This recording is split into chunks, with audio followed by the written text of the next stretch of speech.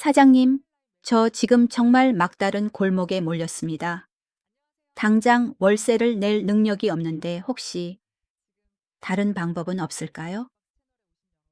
이도현의 목소리는 떨리고 있었고 말로 다 할 수 없는 사연을 억누르는 듯 낮고 쉰 소리가 났다.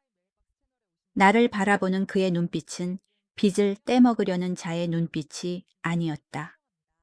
그것은 진지했고 불타올랐으며 기묘한 간절함을 담고 있었다. 나와 그 사이의 공기가 순식간에 무겁고 끈적하게 변해 내 가슴을 짓누르는 듯했다. 나는 마른 침을 삼키며 목소리를 차분하게 유지하려 애썼지만 떨림을 감출 수는 없었다. 다른 방법이라니 무슨 뜻이죠? 내 머릿속에는 희미하게 미친 생각들이 스쳐 지나갔다. 55세의 미망인과 32세의 젊은 남자, 그리고 밀폐된 방. 그가 조금 더 가까이 다가왔다.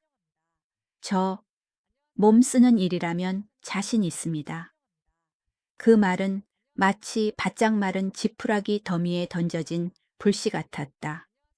찰나의 순간 그의 몸을 훑어보았다. 180cm가 넘는 훤칠한 키와 탄탄한 체격이 내 눈에 들어왔다. 무엇보다 빛바랜 청바지 위로 드러난 탄탄한 허벅지와 넓은 어깨가 탐욕스럽게 내 시선을 사로잡았다. 심장이 쿵쾅거렸다. 나는 도대체 무엇을 기대하고 있는 것인가? 죄스러운 거래라도 바라는 건가 하지만 이내 그가 말을 이으며 나를 몽롱한 꿈에서 끌어내렸다. 아, 그리고 요리도 좀 할 줄 압니다. 레스토랑 주방에서 오래 일했거든요. 사장님께서 허락만 해주신다면 사장님의 레스토랑에서 일하며 월세를 조금씩 갚고 싶습니다. 육체 노동은 고생스럽더라도 마다하지 않겠습니다. 순간 안도감과 동시에 허탈감이 밀려왔다. 도대체 무슨 상상을 했던 거야? 이 나이 먹고 참 우습지도 않다. 하지만 여러분, 나와 그 젊은 청년의 이야기는 그 허탈함에서 끝나지 않았습니다. 그날 저녁 그가 내 개인 주방에 발을 들여놓은 순간 모든 것이 완전히 바뀌었습니다. 식탁을 사이에 두고 서로를 바라보던 눈빛, 붉은 와인잔을 건네다 우연히 스친 손끝, 15년을 살면서 처음 느껴보는 이 설렘은 내가 겪어본 그 어떤 폭풍보다도 강렬하고 거칠었습니다. 사장님, 입맛에는 좀 맞으신가요? 그가 물었을 때 나는 대답 대신 고개를 끄덕이며 차마 그의 눈을 똑바로 쳐다보지 못했습니다. 음식의 맛보다 더 선명하게 느껴진 건 우리 두 사람 사이를 흐르는 아슬아슬하고 유혹적인 긴장감이었습니다. 그리고 어느 날 밤 그 깊은 눈빛으로 건넨 위스키 한 잔이 마지막 경계선을 허물기 시작했습니다. 집주인과 세입자 외로운 미망인과 활기 넘치는 젊은 청년 사이의 경계선을 말이죠. 운명의 그날 밤 무슨 일이 있었는지 들려드리기 전에 여러분께 작은 비밀 하나를 말씀드릴게요. 지금 바로 행운이 찾아오는 방법이 있거든요. 채널의 구독, 좋아요, 알림 설정을 눌러주시면 세 가지 행운이 여러분을 찾아갈 거예요. 조금 번거로우시더라도 관심을 가져주신다면 정말 감사하겠습니다. 여러분을 웃게 하고 공감할 수 있는 영상들을 만들겠습니다. 따뜻한 하루 보내세요. 자, 그럼 이제 모든 것이 시작된 그 시점으로 시간을 되돌려 볼까요? 내가 누구냐고요? 2024년 5월 나는 만 55세가 되었습니다. 성수동 번화가 근처에 겸손하게 자리 잡은 5층짜리 작은 건물의 주인입니다. 1층은 내가 직접 운영하는 고급 유러피안 레스토랑 라 루체라, 루쉐이고 2층부터 4층까지는 작은 사무실과 상점들이 입점해 있습니다. 남편이 남겨준 이 건물은 현재 내 삶을 지탱하는 모든 것입니다. 물질적으로나 정신적으로나 말이죠. 남편 박진우는 3년 전 갑작스러운 심장마비로 세상을 떠났습니다. 30년의 결혼 생활, 새 아이를 훌륭하게 키워내고 남편의 사업을 든든하게 뒷받침했던 삶. 남들이 보기엔 부러워할 만한 삶이었지만 그가 떠났을 때 내가 느낀 건 가슴 찢어지는 슬픔이 아니었습니다. 나는 공허했습니다. 슬프다기보다는 그저 가슴 한구석에 뻥 뚫린 구멍으로 찬 바람이 들이치는 기분이었죠. 우리는 영화처럼 뜨겁게 사랑하는 부부는 아니었습니다. 의무감으로, 자식들에 대한 책임감으로, 그리고 열정보다는 습관으로 함께 살았습니다. 남편은 늘 바쁘다는 핑계로 집을 비웠고 긴 출장과 밤샘 접대가 잦았습니다. 나는 원망하면서도 가정의 가짜 평화를 지키기 위해 모르는 척하는 법을 배웠죠. 너무나 건조한 관계였기에 마누는 밤을 홀로 누워 부부란 그저 한 집에 사는 타인이 아닐까 자문하곤 했습니다. 홀로 남겨진 후 나는 불나방처럼 레스토랑 일에 매달렸습니다. 적어도 주방에 서서 칼질 소리를 듣고 허브 향을 맡으며 화덕의 열기를 느낄 때만큼은 고독함에 머리가 어지럽지 않았으니까요. 만족해하는 손님들의 표정을 보며 비로소 내가 살아있음을 가치 있음을 느꼈습니다. 그렇게 고요한 2년이 흘렀습니다. 하지만 올해 초부터 파도가 일기 시작했습니다. 4층 사무실 세입자가 월세를 밀리기 시작한 겁니다. 이도현 32세. 그는 1인 디자인 스튜디오를 운영하는 젊은 사업가였습니다. 작년까지만 해도 꼬박꼬박 돈을 잘 내는 모범적인 세입자였죠. 하지만 올해 경기가 안 좋아지면서 2달 연속 월세를 내지 못했습니다. 처음에는 문자로 가볍게 독촉했습니다. 하지만 5월 초 3달째가 되었는데도 감감무소식이자 더는 그냥 넘어갈 수 없었습니다. 나는 단판을 짓기 위해 직접 4층으로 올라갔습니다. 딩동. 초인종이 울리고 문이 서서히 열렸습니다. 그를 그렇게 가까이서 자세히 본 건 그때가 처음이었습니다. 170cm 정도 되어 보이는 큰 키 심플한 검은 티셔츠에 청바지 차림이었지만 남성적인 뼈대는 감춰지지 않았습니다. 얼굴은 잠을 못 자서 퀭해 보였고 수염도 거뭇거뭇했지만 눈만은 어두운 밤하늘의 별처럼 맑고 또렷했습니다. 아, 사장님, 죄송합니다. 오실 줄 알았습니다. 그는 미안한 표정으로 머리를 긁적이며 내가 들어올 수 있게 한 걸음 물러섰습니다. 이도현 씨 벌써 3달째예요. 나는 최대한 엄격한 목소리를 유지하려 했습니다. 도현 씨의 어려운 사정은 이해하지만 저도 건물 관리비나 세금 등 나갈 돈이 많아요. 자선 사업을 할 수는 없잖아요. 정말 죄송합니다.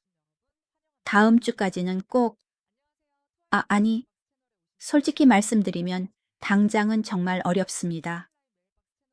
그의 목소리에는 절망이 무너져 내리기 직전인 남자의 무력감이 가득했습니다.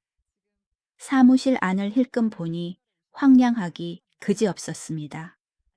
꺼진 컴퓨터 몇 대와 먼지 쌓인 책상만 덩그러니 놓여 있을 뿐 다른 직원들의 모습은 보이지 않았습니다. 아마 직원들을 모두 내보낸 모양이었습니다. 그럼 어떻게 할 생각이에요? 이대로면 계약을 해지하고 방을 비워달라고 할 수밖에 없어요.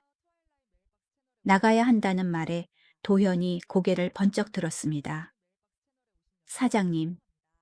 그는 잠시 망설이더니 모골대를 울렁이며 긴장된 목소리로 조심스럽게 입을 뗐습니다. 제가 요리를 좀 할 줄 압니다. 디자인 회사를 차리기 전에 5성급 호텔 주방에서 5년 정도 일했거든요. 혹시 제가 사장님의 레스토랑에서 일하며 밀린 월세를 조금씩 갚아 나가면 안 될까요? 그 순간 심장이 덜컥 내려앉는 것 같았습니다. 제안 때문이 아니라 그의 간절한 눈빛 때문이었습니다. 요리라니요. 내가 의심스럽다는 듯 되물었습니다. 네, 지금은 디자인을 하고 있지만 요리 실력만큼은 자신 있습니다. 무급으로, 아니 빚에서 차감하는 방식으로 밀린 돈과 앞으로의 월세까지 갚겠습니다. 제발 기회를 주십시오. 그의 눈빛은 마치 지푸라기라도 잡으려는 물에 빠진 사람처럼 절박했습니다. 그 진심이 가슴 아플 정도로 전해져 왔습니다. 사실 내 레스토랑 라 루체는 메인 셰프 1명과 보조 셰프 2명으로 운영되고 있었는데 최근 보조 셰프 1명이 그만두는 바람에 일손이 부족한 건 사실이었습니다. 하지만 이상하게도 즉시 결정을 내리기가 쉽지 않았습니다. 이성은 거절하라고 하는데 심장은 제멋대로 뛰기 시작했습니다. 32세. 나보다 23살이나 어린 남자. 그를 바로 1층에 두고 매일 마주치는 게 과연 괜찮을까? 좋아요. 일단 테스트부터 해보죠. 마침내 내 의지와는 상관없이 목소리가 흘러나왔습니다.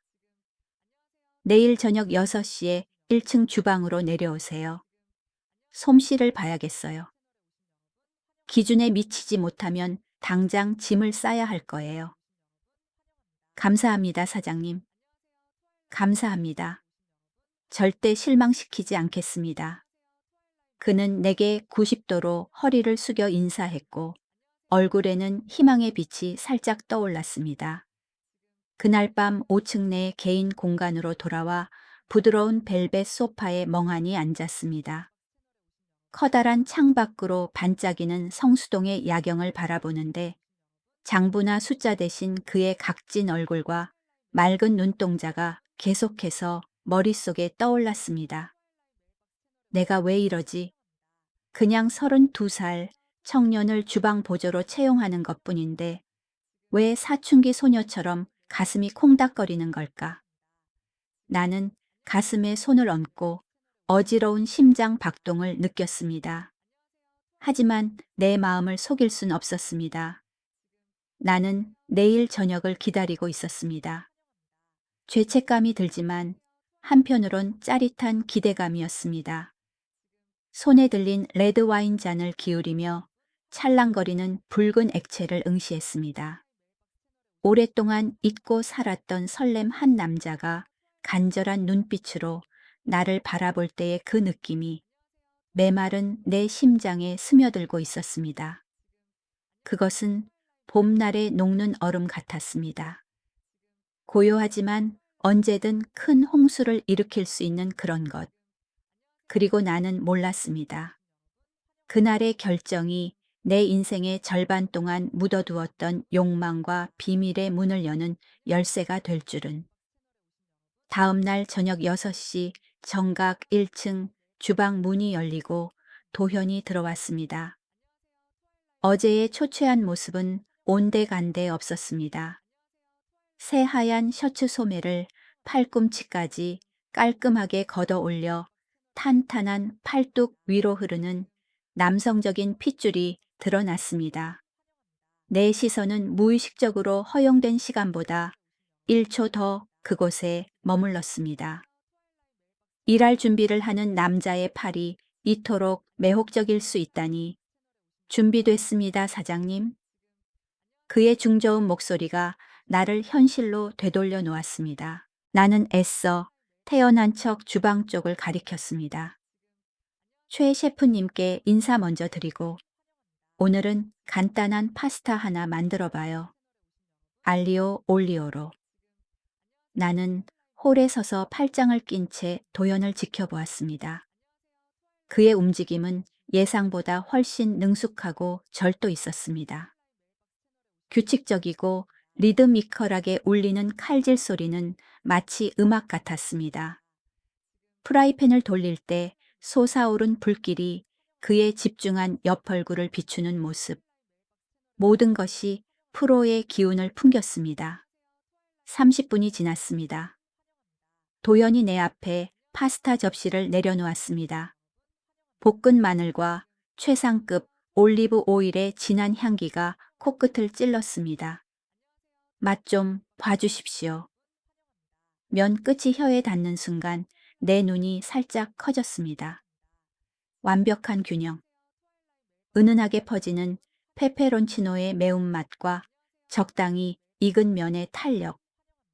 모든 것이 어우러져 폭발적이면서도 부드러운 풍미를 냈습니다. 호텔 주방에서 5년 일했다고 했죠. 네, 시그니엘 호텔 이탈리안 레스토랑이었습니다. 시그니엘, 서울 최고의 럭셔리 상징. 그렇게 좋은 곳을 왜 그만뒀어요?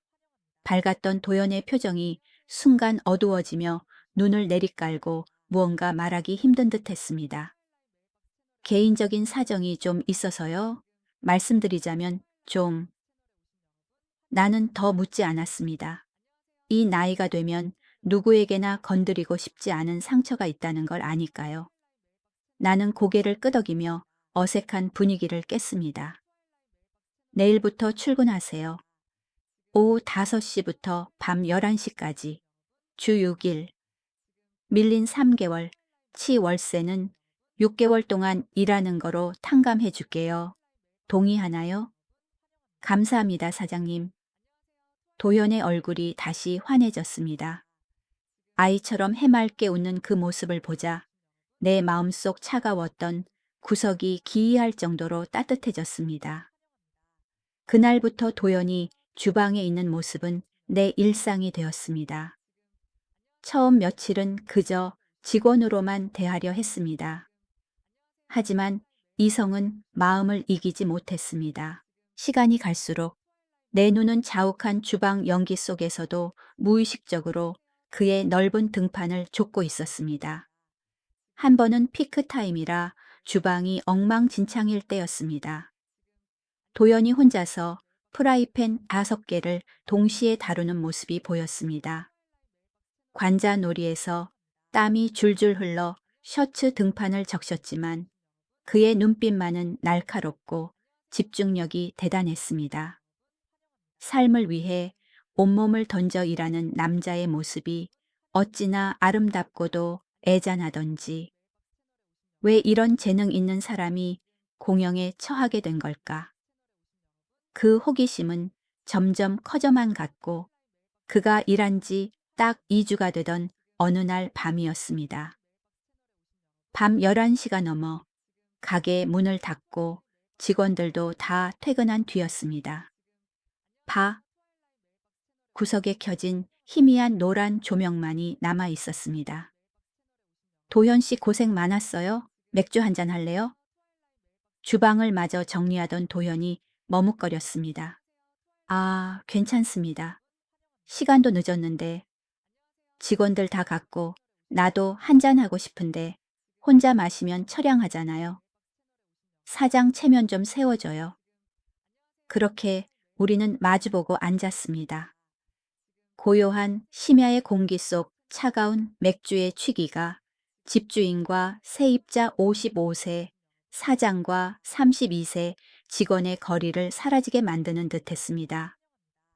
서울이라는 화려한 도시 속에 남겨진 외로운 두 사람만이 있을 뿐이었죠. 근데 왜 요리를 그만두고 디자인을 했어요? 도연 씨는 천상 요리사인데. 도연은 맥주잔을 만지작거리며 표정을 굳혔고 목소리가 메어왔습니다. 어머니가 말기암 투병 중이십니다.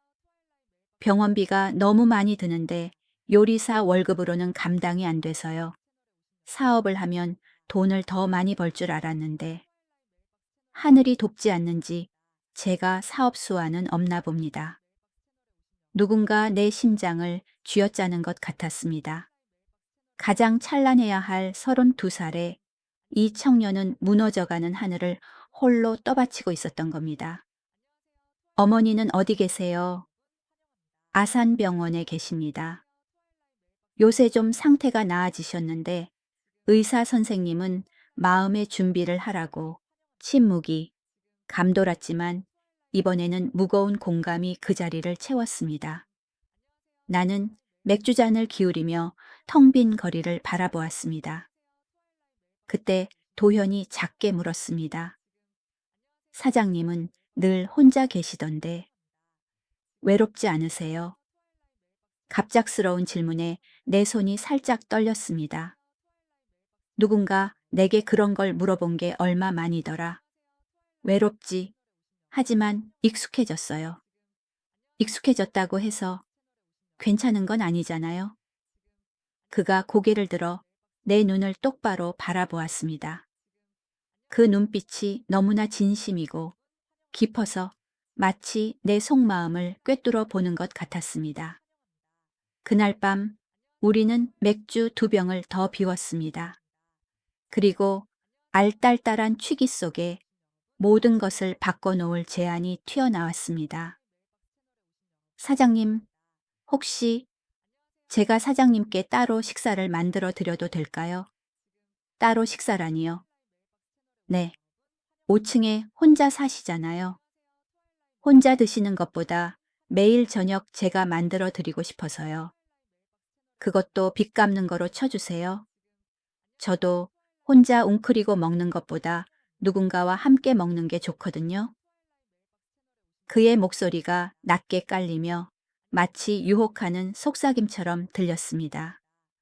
심장이 터질 듯 아프게 뛰었습니다. 거절해야 한다는 걸 알았습니다. 젊은 남자를 밤에 개인 집으로 부른다 너무 위험한 일이죠. 하지만 보살핌 받고 싶다는 넓은 집에 사람 온기를 채우고 싶다는 갈망이 이성을 이겨버렸습니다.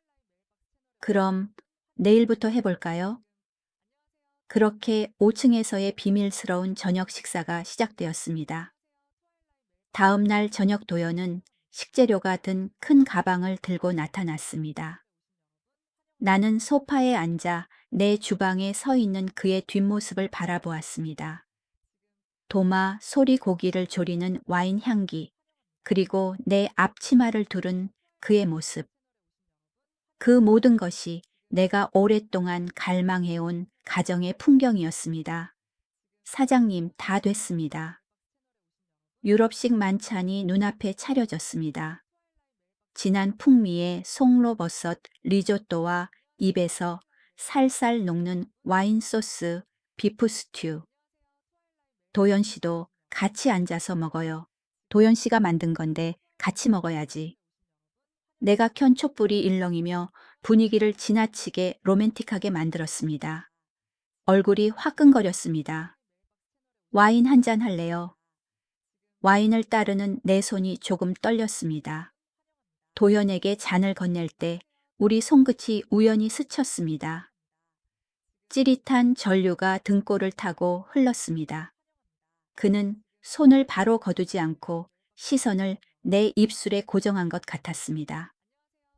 식사 내내 오가는 눈빛 은근한 미소, 그리고 숨소리조차 고요한 공간 속에서 요란하게 느껴졌습니다. 그렇게 매일 밤은 애타는 기다림이 되었습니다. 55세의 여자가 마치 사랑을 막 시작한 소녀처럼 밤 11시 초인종 소리를 기다리고 있었습니다. 일주일 후였습니다. 그날 도연은 양식을 하지 않았습니다. 그는 김이 모락모락, 나는 된장찌개와 고등어구이, 나물을 식탁에 올렸습니다. 가정식의 냄새. 오늘이 어머니 생신이거든요. 도연의 목소리가 떨렸고 눈가가 붉어졌습니다. 어머니가 제일 좋아하시는 음식인데 이젠 드실 수가 없어서. 울음을 참느라 덜덜 떨리는 저 넓은 어깨를 보자 가슴이 미어지는 듯 했습니다. 생각할 겨를도 없이 식탁 너머로 손을 뻗어 꽉 쥐어진 그의 손을 잡았습니다. 힘내요, 도연 씨. 어머니도 이 효심을 분명 느끼실 거예요. 도현이 고개를 번쩍 들었습니다. 우리 사이의 거리가 너무 가까웠습니다. 눈물 고인 그 눈동자 속에서 나는 맹렬하게 타오르는 불꽃을 보았습니다. 그것은 단순한 고마움이 아니라 기댈 곳을 찾는 한 남자의 강렬한 갈망이었습니다. 그날 밤 이야기는 자정을 훌쩍 넘겨서까지 이어졌습니다. 도연이 돌아가려고 일어섰을 때 그는 문 앞에서 한참을 머뭇거렸습니다. 사장님, 왜요? 제가 너무 자주 올라오는 거 폐가 되진 않나요? 전혀요. 나도 모르게 튀어나온 목소리가 감격에 떨렸습니다. 오히려 고마워요. 차가운 벽만 마주하고 있는 것보다 훨씬 좋거든요. 도연이 나를 빤히 바라보았습니다. 나를 태워버릴 듯 뜨거운 시선이었습니다. 그가 한 걸음 다가왔다가 격렬하게 갈등하는 듯 다시 물러섰습니다. 저도 이 시간이 좋습니다. 문이 닫혔지만 그 말의 여우는 공기 중에 둥둥 떠다녔습니다. 나는 발이 묶인 듯 그 자리에 서서 마구 뛰는 왼쪽 가슴에 손을 얹었습니다. 나는 알았습니다. 내 감정의 배는 이미 항구를 너무 멀리 떠나버렸다는 것을. 다시는 돌아갈 수 없는, 아니 돌아가고 싶지 않은 금기된 바다로 흘러가고 있다는 것을. 다음 날 저녁 도현은 여느 때처럼 5층으로 올라왔습니다. 그는 여전히 요리했고 우리는 식탁에 마주 앉았습니다. 하지만 여자의 직감은 오늘 무언가 다르다는 것을 알려주었습니다. 분위기는 평소처럼 가볍지 않고 묵직했으며 우리 사이에 보이지 않는 거리가 변하고 있는 것 같았습니다. 오늘 음식은 어떠세요? 맛있어요? 도연 씨 요리는 언제나 완벽하잖아요. 언제나요? 도연이 미소 지었습니다. 은은한 조명 아래 그 미소가 어찌나 아름다운지 인생의 내리막길을 걷던 나조차 무의식적으로 소녀처럼 따라 웃게 만들었습니다. 식사가 끝나고 내가 설거지를 하러 일어났습니다. 도현은 앉아서 쉬지 않고 조용히 다가왔습니다. 제가 도와드릴게요. 비좁은 싱크대 앞에서 그의 어깨가 내 어깨에 살짝 닿았습니다. 죄송합니다. 괜찮아요. 물러날 줄 알았던 그는 물러서지 않았습니다. 도연은 더 가까이 다가와 내 바로 옆에 서서 함께 하얀 그릇들을 씻었습니다. 움직일 때마다 그의 탄탄한 맨팔이 내 팔을 스쳤고 그 넓은 어깨가 닿았으며 고요한 공간 속에서 그의 거친 숨소리가 선명하게 들려왔습니다. 가슴 속 심장이 터져버릴까봐 두려울 정도로 세차게 뛰었습니다. 사장님, 이 말씀 드려도 될까요? 도연의 목소리는 떨리고 있었고 낮게 억눌려 있었습니다. 무슨 말인데요? 제가 딩동. 날카로운 초인종 소리가 고백하려던 말을 뚝 끊어버렸습니다. 우리 둘 다 죄를 짓다. 들킨 사람처럼 소스라치게 놀라 황급히 떨어졌습니다. 이 시간에 올 사람이 누가 있지? 나는 마음을 가다듬고 인터폰을 확인했습니다. 낯선 젊은 여자가 서 있었습니다. 누구세요? 안녕하세요. 내일부터 2층에 입주할 한소입니다. 인사드리러 왔어요. 그 이름이 들리는 순간 도현의 얼굴이 딱딱하게 굳고 눈동자에 당혹감이 스치는 걸 보았습니다. 그는 마치 들키면 안 될 사람처럼 황급히 주방 구석으로 숨어들었습니다. 나는 문을 열었습니다. 내 앞에는 27살쯤 되어 보이는 생기 넘치고 젊은 아가씨가 서 있었습니다. 늘씬한 몸매에 검고 긴 생머리를 늘어뜨린 그녀의 손에는 비싼 과일, 바구니가 들려 있었습니다. 안녕하세요, 사장님. 2층에 필라테스 센터를 열게 된 한소희입니다. 늦었지만 꼭 인사드리고 싶어서요. 아, 네. 들어오세요. 소희가 들어와 고급스러운 거실을 훑어보더니 환하게 웃었습니다. 와, 인테리어가 정말 멋지네요. 역시 사장님 안목이 남다르세요. 과찬이에요. 차라도 한잔하고 가요. 아니에요. 늦은 시간에 방해될까 봐요. 근데 주방에 누가 계신가 봐요. 가슴이 철렁했습니다. 이 아가씨의 눈썰미가 예사롭지 않았습니다. 아, 직원이에요. 가게 마무리를 좀 도와주고 있어서. 아, 그렇군요. 그럼 내일 정식으로 다시 인사드릴게요. 소희가 돌아간 뒤에야 도현이 주방에서 나왔습니다. 그의 얼굴은 여전히 긴장으로 굳어 있었습니다. 아는 사람이에요. 아닙니다. 퉁명스러운 대답. 하지만 직감적으로 무언가 이상했습니다. 도현이 소희를 바라보던 눈빛, 그리고 숨으려던 행동은 분명 정상이 아니었습니다. 너무 늦었네요. 전 이만 내려가 보겠습니다. 도현이 떠난 뒤 방은 다시 고요해졌지만 내 마음속에는 기묘한 불안감이 일렁이기 시작했습니다. 곧 닥쳐올 파도를 예고하듯 말이죠. 다음 날부터 건물의 분위기가 확 달라졌습니다. 소희는 매일 필라테스 센터를 운영하기 시작했습니다. 그리고 내 마음을 찌르는 건 그녀가 도현과 자주 마주친다는 사실이었습니다. 어느 오후 5층 창문으로 내려다보니 도현과 소희가 마당에 함께 있는 게 보였습니다. 나란히 서 있는 두 젊은 남녀의 뒷모습은 가슴 아플 정도로 잘 어울렸습니다. 마음 한구석이 서늘해졌습니다. 저녁이 되고 도현이 5층으로 올라왔습니다. 나는 질투 섞인 호기심을 참지 못했습니다. 도현 씨 낮에 2층 소희 씨랑 같이 있는 거 봤는데, 아, 우연히 마주쳤습니다. 자연스러운 대답 같았지만 그는 내 눈을 피하고 있었습니다. 그날 저녁 식사는 여느 때와 달리 숨 막힐 듯한 침묵 속에 흘러갔습니다. 벌써 시간이 이렇게 됐네요. 도현은 평소보다 훨씬 일찍 자리에서 일어났습니다. 도현 씨, 오늘 왜 그래요?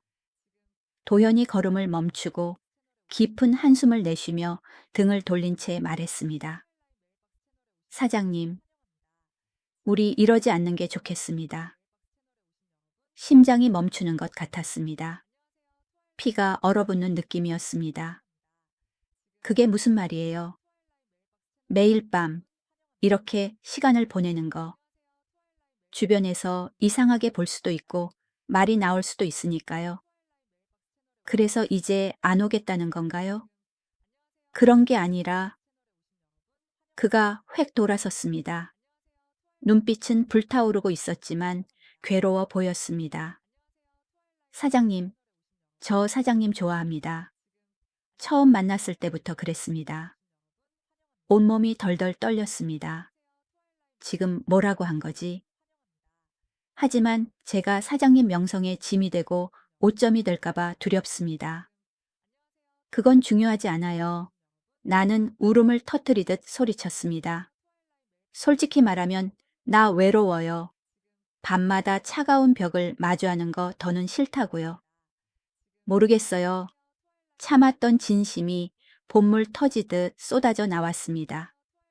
도연이 성큼 다가왔고 처음으로 내 두 손을 꽉 잡았습니다. 진심입니다, 사장님. 더 이상의 말은 필요 없었습니다. 도연이 천천히 나를 당겨 품에 안았습니다. 이 퐁을 얼마나 기다려왔던가. 그의 품은 너무나 따뜻했고 안식처처럼 든든했습니다. 우리는 서로를 부축하듯 소파로 향했습니다. 5월의 밤바람이 창틈으로 스며들어 하얀 커튼을 춤추게 했고 도현은 보물을 다루듯 조심스럽게 나를 안았습니다.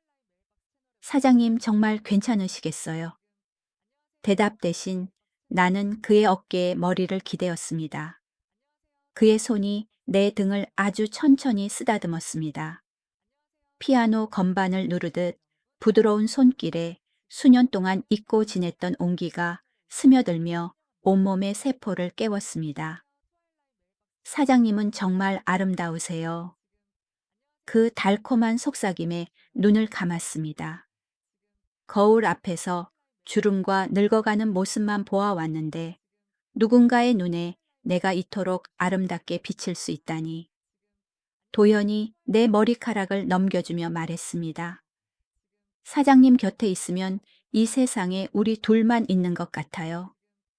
나도 그래요. 우리는 그렇게 오랫동안 서로를 안고 있었습니다. 말하지 않아도 서로의 심장 박동을 느낄 수 있었습니다. 창밖으로 별빛이 쏟아지고 성수동의 불빛이 멀리서 반짝였지만 지금 이 순간 우리 사이에 끼어들 수 있는 건 아무것도 없었습니다. 도현의 입술이 내 이마에 닿았습니다. 그리고 천천히 아주 천천히 입맞춤이 아래로 내려왔습니다. 시간이 멈춘 듯 했습니다. 그날 밤 우리는 서로의 천 속에서 새로운 세상을 발견했습니다. 말로는 다 설명할 수 없는 깊은 교감이었습니다. 새벽이 밝아올 때까지 우리는 그렇게 함께였습니다. 두 번, 세 번, 아니 그 이상이었습니다. 젊은 남자의 넘치는 힘과 열정 지칠 줄 모르는 체력이 나를 휩쓸었습니다. 모든 것이 완벽했고 황홀했습니다. 몸은 조금 나른하고 피곤했지만 왜 여자들이 내 나이에 젊은 남자와 사랑에 빠지는지 이해할 수 있었습니다. 그것은 강렬했고 생명력으로 가득 차 있었습니다. 아침 햇살이 커튼 사이로 비칠 때 도현의 품 안에서 눈을 떴습니다. 고른 숨소리를 내며 잠든 그의 평온한 얼굴을 보며 행복한 미소를 지었습니다. 사장님 일어나셨어요? 응. 후회 안 하세요? 전혀. 오히려 청춘을 다시 사는 기분인걸. 도현이 나를 다시 꽉 끌어안으며 내 목덜미에 얼굴을 파묻었습니다. 저도요. 사장님 덕분에 정말 행복합니다. 하지만 마음 한구석 어딘가에서 독사 같은 불안감이 스물스물 기어오르고 있었습니다. 이 행복이 과연 얼마나 갈 수 있을까? 운명의 그날 이후 도현은 거의 매일 밤 5층으로 올라왔습니다. 우리는 저녁을 먹고 와인을 마시며 밤새 이야기를 나눴습니다. 때로는 아무 말 없이 소파에 나란히 앉아 손을 잡고 온기를 나누기도 했습니다. 정말 행복했습니다. 55년 인생에서 이렇게 온전하게 사랑받는 느낌은 처음이었습니다. 하지만 호사다마라고 했던가요? 행복은 길지 않았습니다. 6월 초에 어느 오후 1층 레스토랑 창고를 정리하고 있는데 2층에서 웃음소리가 들려왔습니다. 맑은 여자의 웃음소리와 익숙한 남자의 중저음. 귀신에 홀린 듯 나는 계단을 올라가 2층 복도에 몸을 숨겼습니다. 필라테스 센터의 통유리 너머로 도현과 소희가 보였습니다. 도현이 소희의 운동 자세를 교정해주고 있었습니다. 그는 자연스럽게 그녀의 허리에 손을 얹고 있었고 무언가 설명하며 환하게 웃고 있었습니다. 심장이 덜컥 내려앉으며 욱신거렸습니다. 아닐 거야. 그냥 친절하게 도와주는 거겠지. 나는 스스로를 다독이며 등을 돌려 내려왔지만 젊은 여자의 허리 위에 놓인 그의 손 잔상이 머릿속을 떠나지 않고 나를 괴롭혔습니다. 저녁이 되고 도현이 올라왔습니다. 사장님, 오늘 좀 피곤하시죠? 파스타 간단하게 해드릴게요. 나는 애써 태어난 척 물었습니다. 도현 씨 오후에 2층에 있었어요. 칼을 쥐고 있던 도현의 손이 순간 멈칫했습니다. 아, 네. 소희 씨가 운동기구 조립하는 걸 좀 도와달라고 해서요. 그랬군요. 더 묻지 않았습니다. 하지만 대답이 뭔가 석연치 않았습니다. 식사 중에도 도현은 평소와 달랐습니다. 불안한 듯 계속 휴대폰을 확인하고 안절부절 못했습니다. 무슨 일 있어요? 아니, 별일 아닙니다. 그냥 어머니 병원에서 연락 올까 봐요. 어머니 상태가 안 좋으신가요? 요즘 좀 안 좋습니다. 도연의 얼굴이 어두워졌습니다. 나는 그의 손을 잡고 위로했습니다. 너무 걱정 말아요. 분명 좋아지실 거예요. 감사합니다, 사장님. 그날 밤 도연은 평소보다 일찍 내려갔습니다. 어머니 병원에 좀 가봐야 할 것 같아서요. 먼저 일어나겠습니다. 그래요. 쾌유를 빈다고 전해줘요. 도연이 가고 난 후 나는 혼자 와인을 마시며 깜깜한 창밖을 응시했습니다. 행복이라는 배가 궤도를 이탈해 절벽을 향해 돌진하는 것 같은데 멈출 방법을 알 수 없었습니다. 다음 날 더 기이한 일이 벌어졌습니다. 이른 새벽 도연과 소희가 건물 입구에서 함께 나오는 것을 목격했습니다. 둘 다 활동적인 운동복 차림이었습니다. 어머 사장님, 아침 운동 가세요. 소희가 이마에 땀방울을 송골송골 맺은 채 더욱 매력적인 모습으로 환하게 웃으며 인사했습니다. 아, 그래요. 두 사람은 도현 오빠가 러닝메이트 해주기로 했거든요. 아침에 같이 뛰니까 운동도 되고 재밌잖아요. 혼자 뛰면 심심한데. 옆에 서 있던 도현은 어색하게 웃으며 내 시선을 피했습니다. 사장님, 그럼 다녀오겠습니다. 나란히 달리는 두 사람의 뒷모습에서 뿜어져 나오는 젊음의 활기를 보며 나는 가슴 속 무언가가 와르르 무너지는 소리를 들었습니다. 그날 저녁 도연이 올라왔을 때 나는 더 이상 참을 수 없었습니다. 도연 씨, 소희 씨랑 아침 운동 같이 한다면서요? 아, 네. 같이 뛰자고 해서 그래요. 그냥 같이 뛰기만 하는 거예요. 사장님, 혹시 오해하시는 거 아니죠? 오해요. 저랑 소희 씨 정말 아무 사이도 아닙니다. 그냥 같은 건물 사람일 뿐이에요. 알아요. 괜찮아요. 입으로는 괜찮다고 했지만 속은 문드러지고 있었습니다. 그날 밤 도연이 돌아간 뒤 한숨도 자지 못했습니다. 함께 있는 그들의 모습이 계속 떠올라 나를 고문했습니다. 의심 속에 일주일이 흘렀습니다. 도현은 여전히 매일 5층에 올라왔지만 모든 게 변해 있었습니다. 전화가 오면 복도로 나가서 받고 밥을 먹을 때는 휴대폰을 뒤집어 놓은 채 누군가를 기다리듯 자꾸 시계를 봤습니다. 어느 날 밤 이 고통을 견디다 못한 내가 직설적으로 물었습니다. 도현 씨 나한테 숨기는 거 있죠? 네. 무슨 말씀이세요? 요즘 도현 씨 이상해요. 뭔가 나한테 아주 큰 걸 숨기는 것 같아요. 도연은 한참을 망설이더니 체념한 듯 깊은 한숨을 내쉬었습니다. 사장님 사실은 심장이 쿵쾅거리며 최악의 상황을 맞이할 준비를 했습니다. 어머니 병원비가 너무 부족해서요. 치료비가 생각보다 많이 나와서. 그래서요?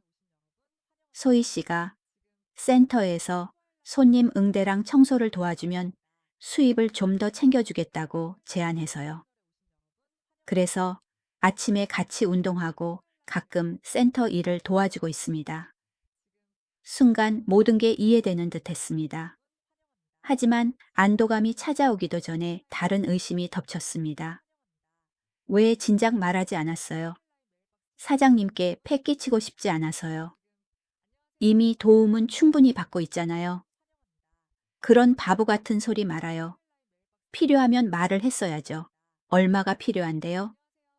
아니, 내가 알아서 할게요. 소희 씨네에서 일하는 걸로는.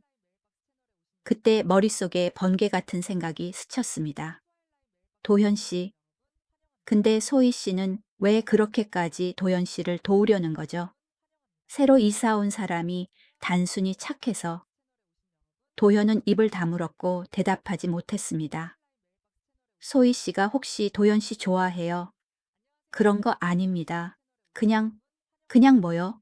방 안에 침묵이 흘렀습니다. 그리고 도현이 조심스럽게 입을 뗐습니다. 그 한 글자 한 글자가 칼이 되어 내 가슴을 후벼 팠습니다. 사실 소희 씨 예전에 저랑 같은 호텔에서 일했습니다. 뭐라고요? 시그니엘 호텔에서요. 소희 씨는 피트니스 트레이너였고 저는 주방에 있었거든요. 그때 잠깐 만났었습니다. 하늘이 무너지는 것 같았습니다. 전 여자친구. 왜 이제야 말해요? 사장님. 하지만 그건 정말 지난 일입니다. 지금은, 지금은요. 지금 다시 시작하려는 건가요? 예정이라도 되살아났나 보죠? 아닙니다. 사장님, 제가 좋아하는 건 사장님입니다. 도연이 내 손을 잡으려 달려들었지만 나는 거세게 뿌리쳤습니다. 나이든 여자의 상처와 자존심이 격렬하게 폭발했습니다. 나가요. 사장님, 나가라고. 도현이 떠난 뒤 나는 소파에 주저앉아 하염없이 눈물을 쏟았습니다. 역시 그랬어. 23살 차이. 건장한 젊은 남자와 젊고 예쁜 여자. 그들이야말로 어울리는 한 쌍이지. 나는 뭘 기대한 거지. 그저 잠시 머무는 정거장일 뿐이었던가. 그 후 일주일 동안 도현은 올라오지 않았습니다. 레스토랑 일은 평소처럼 돌아갔지만 저녁만 되면 텅 빈 5층이 무서울 정도로 넓게 느껴졌습니다. 와인을 마시며 창밖을 보는 시간이 늘었지만 술은 나를 취하게 하기는커녕 고통만 더 또렷하게 만들었습니다. 성수동의 불빛은 반짝였지만 내 마음을 밝혀주는 건 아무것도 없었습니다. 역시 나는 바보였어. 3살이나 어린 남자가 어떻게 나를 진심으로 좋아할 수 있겠어. 외로움 때문에 현실을 못 보고 환상에 빠졌던 거야. 8일째 되던 날 건물 복도에서 도연과 마주쳤습니다. 그는 눈에 띄게 수척해져 있었습니다.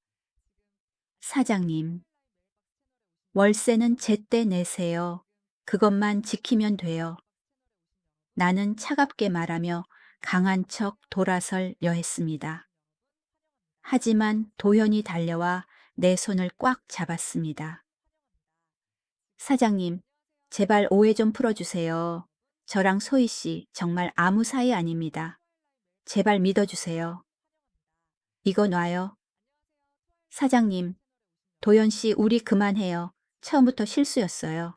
도연의 손이 절망적으로 툭 떨어졌습니다. 나는 마음이 약해질까봐 뒤도 돌아보지 않고 걸어갔습니다. 그날 저녁 심란한 마음으로 1층 레스토랑을 정리하고 있는데 소희가 찾아왔습니다. 사장님, 잠깐 이야기 좀 할 수 있을까요? 무슨 일이에요?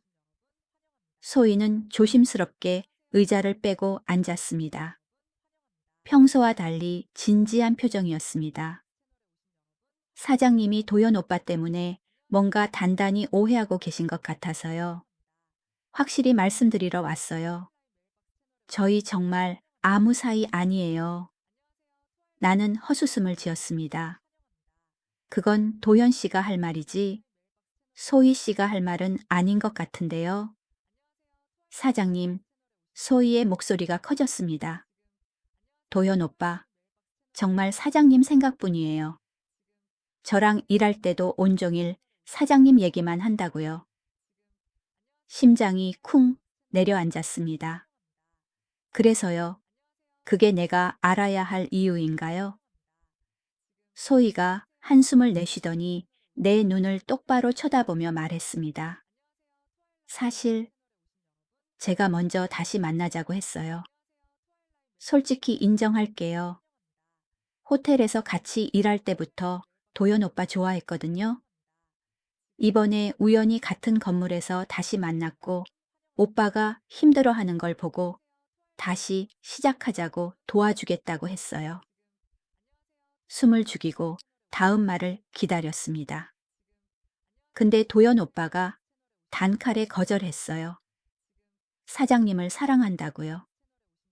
나이 차이나 남들 시선 같은 건 중요하지 않대요. 오빠한테는 사장님이 유일한 여자래요.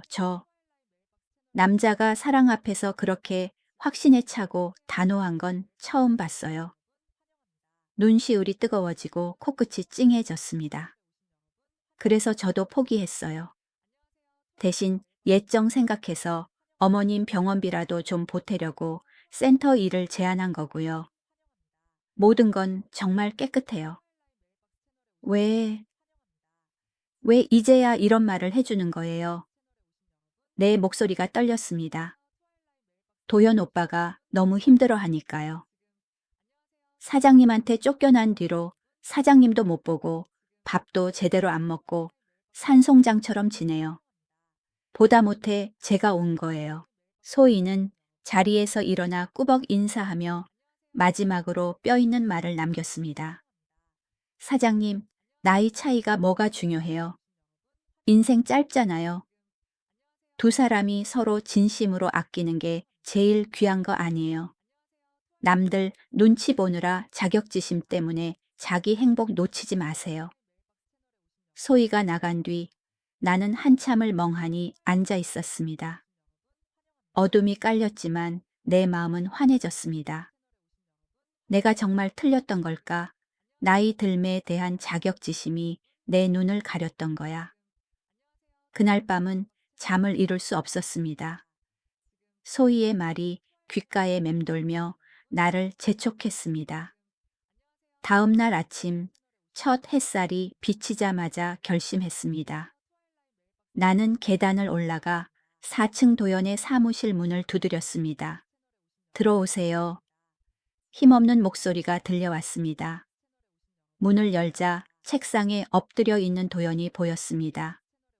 인기척에 그가 소스라치게 놀라며 일어났습니다. 퀭한 얼굴 짙은 다크서클, 덥수룩한 수염이 눈에 들어왔고 내 가슴은 찌릿하게 아파왔습니다.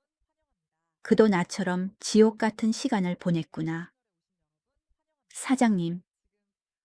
도연이 믿기지 않는다는 듯 목소리가 갈라졌습니다. 나는 초췌해진 그를 보며 가슴이 미어졌습니다. 한 걸음 다가서며 울먹이는 목소리로 말했습니다. 도연 씨, 미안해요. 내가 오해했어요. 정말 미안해요. 도연의 퀭한 눈에 순식간에 눈물이 차올랐습니다. 며칠간 참아왔던 눈물이 쏟아질 듯 했습니다. 사장님, 소희 씨한테 다 들었어요. 나는 1초라도 늦으면 그가 사라질까봐 빠르게 말했습니다. 도연 씨가 고백 거절한 거, 그리고 이 모든 게 나 때문이었다는 거. 도연이 천천히 내게 다가왔습니다. 그는 내 눈을 깊이 바라보았습니다. 그 어떤 맹세보다 진실하고 애절한 눈빛이었습니다. 사장님 진심입니다. 처음부터 지금까지 제 마음은 단 한 번도 변한 적 없습니다. 사장님이 저를 내치셔도 저는 오직 사장님뿐입니다. 알아요. 이제는 알아요. 누가 먼저랄 것도 없이 우리는 서로를 끌어안았습니다. 눈에 띄게 야윈 그의 가슴에 얼굴을 파묻고 격렬한 심장 박동을 느꼈습니다. 모든 오해, 모든 장벽, 모든 자격지심이 이 치유의 포옹 속에서 녹아내렸습니다. 사장님, 도연이 내 머리카락에 대고 속삭였습니다. 우리 다시 시작할 수 있을까요? 나는 도연의 옷을 눈물로 적시며 고개를 끄덕였습니다. 하지만 이번엔 달라야 한다는 걸 알았습니다. 나는 고개를 들어 그의 눈을 똑바로 쳐다보았습니다. 도현 씨, 이번엔 제대로 해요. 숨거나 피하지 말고 당당하게요. 네, 꼭 그렇게 하겠습니다. 나이 차이가 뭐 어때서요? 남들 시선이 뭐 어때서요? 우리만 행복하면 되는 거잖아요. 나 이제 아무것도 신경 안 쓸래요. 도연 씨만 빼고요. 도연이 환하게 웃었습니다. 그 미소가 방 안의 우울함을 걷어내고 내 세상 전체를 다시 밝혔습니다. 하지만 운명은 얄궂게도 행복이 막 피어나려는 찰나 비극을 몰고 왔습니다. 그날 오후 우리가 함께 저녁 메뉴를 고민하고 있을 때 뜻밖의 전화벨이 울렸습니다. 전화를 받은 도연의 손이 심하게 떨리더니 휴대폰이 바닥으로 떨어졌습니다. 사장님, 어머니가 돌아가셨대요. 나는 즉시 그의 손을 잡고 병원으로 함께 달렸습니다. 싸늘한 장례식장 도연은 영정사진 앞에 넋을 잃고 앉아 한마디도 하지 못했습니다. 그는 울지도 않았습니다. 슬픔이 너무 커서 눈물조차 말라버린 듯 했습니다. 나는 조용히 그 옆에 앉아 차갑게 식은 그의 손을 꽉 잡았습니다. 뻔한 위로의 말은 하지 않았습니다. 그저 그 자리를 지키며 그에게 가장 든든한 버팀목이 되어 주었습니다. 도연 씨, 괜찮아요. 실컷 울어요. 내가 곁에 있을게요, 영원히. 장례식이 끝난 후 도연은 넋이 나간 사람 같았습니다. 며칠 동안 사무실에 틀어박혀 누구의 방문도 거절했습니다. 나는 끈기 있게 기다리며 매일 음식을 가져다 문 앞에 조용히 놓아두었습니다. 그렇게 일주일쯤 지났을까요? 늦은 저녁 5층 초인종이 울렸습니다. 도연이었습니다. 말끔하게 면도하고 단정한 셔츠를 입고 있었지만 눈빛은 크게 달라져 있었습니다. 사장님, 결정한 게 있습니다. 무슨 일이에요? 일단 앉아요. 도연이 깊게 심호흡을 했습니다. 어머니의 마지막 유언이 제가 다시 요리사로 돌아가는 거였어요. 제 손은 키보드를 두드리는 게 아니라 요리를 위해 태어났다고 하셨거든요. 그래서 고민을 많이 했는데 도연은 잠시 머뭇거리며 나를 살피더니 말을 이었습니다. 호주에 있는 친한 친구가 큰 레스토랑을 오픈하는데 저보고 와서 총괄 셰프를 맡아달라고 연락이 왔어요. 심장이 쿵 내려앉았습니다. 호주, 그렇게 먼 곳으로. 그럼 갈 생각이에요. 네. 도연이 고개를 끄덕였습니다. 목이 메어 왔습니다. 이렇게 끝나는 건가 우리 막 다시 시작했는데 나는 눈물을 꾹 참으며 축하한다는 말을 하려는데 도연이 갑자기 내 손을 꽉 잡았습니다. 사장님, 저랑 같이 가시죠. 나는 멍하니 굳어버렸습니다. 도연 씨, 지금 뭐라고 했어요? 저 사장님 없이는 못 살아요. 사장님을 여기 혼자 두고 갈 수 없습니다. 같이 가요. 아무도 우리가 누군지 모르는 곳, 우리 나이를 따지지 않는 곳에서 새로운 시작을 해봐요. 내 눈에서 눈물이 주르륵 흘러내렸습니다. 하지만 도연 씨, 난 여기에 건물도 있고 레스토랑도 있고 내 평생의 기반이 다 정리하고 떠나면 되잖아요. 도연의 목소리는 단호했고 열망으로 가득 차 있었습니다. 사장님, 지난 55년 동안 남편을 위해 자식을 위해 사회의 시선 때문에 사셨잖아요. 이제 제발 우리만의 인생을 살아요. 사장님만 있다면 저는 뭐든 다 할 수 있을 것 같습니다. 그 말은 나를 오랫동안 올가매던 보이지 않는 사슬을 깨부수는 망치 같았습니다. 그래. 안 될 게 뭐 있어. 한 달 후 나는 건물을 팔았습니다. 이 충격적인 결정에 모두가 경악했습니다. 자식들은 처음엔 사기당하는 거 아니냐며 극구 반대했습니다. 하지만 엄마의 행복한 미소와 전례 없는 밝은 눈빛을 보고는 결국 그들도 고개를 끄덕이며 축복해 주었습니다. 인천공항 나와 도연은 호주행 비행기를 기다리며 나란히 서 있었습니다. 나는 긴 원피스를 입고 사랑하는 남자의 손을 잡고 있었습니다. 사장님 후회 안 하시죠? 도현이 내 손을 살짝 쥐며 작게 물었습니다. 나는 그를 돌아보며 부드럽게 미소 지었습니다. 이제 사장님이라고 부르지 말아요. 민영이라고 불러줘요. 박민영. 우리 이제 처음부터 다시 시작하는 거니까 우린 평등해. 도연은 잠시 멍하니 있더니 내가 본 중 가장 행복한 미소를 지었습니다. 네, 행복하게 해줄게요, 민영아. 우리는 함께 비행기에 올랐습니다. 비행기가 이륙할 때 창밖을 내려다 보았습니다. 서울의 불빛이 점점 작아지더니 구름 뒤로 완전히 사라졌습니다. 55년 인생 온갖 희로애락을 다 겪고 나서야 비로소 깨달았습니다. 나이는 서류상의 무의미한 숫자에 불과하다는 것을. 진정한 사랑 앞에서는 23년이든 30년이든 그 간격은 중요하지 않습니다. 세상의 시선보다 내 자신의 행복이 먼저여야 합니다. 물론 쉬운 선택은 아니었습니다. 모든 과거를 정리하고 떠나는 건 엄청난 용기가 필요한 일이었으니까요. 하지만 후회하지 않습니다. 조금도요. 나는 도연의 손을 꼭 잡고 그의 어깨에 머리를 기대었습니다. 인생은 한 번뿐입니다. 남은 시간 나는 오롯이 나를 위해 이 늦었지만 찬란한 사랑을 위해 불태우며 살고 싶습니다. 그리고 지금 나는 그렇게 하고 있습니다. 새로운 땅에서 다시 태어난 심장과 함께 말이죠. 안녕 서울, 안녕 나의 외로움. 나는 내 행복을 찾아 떠납니다.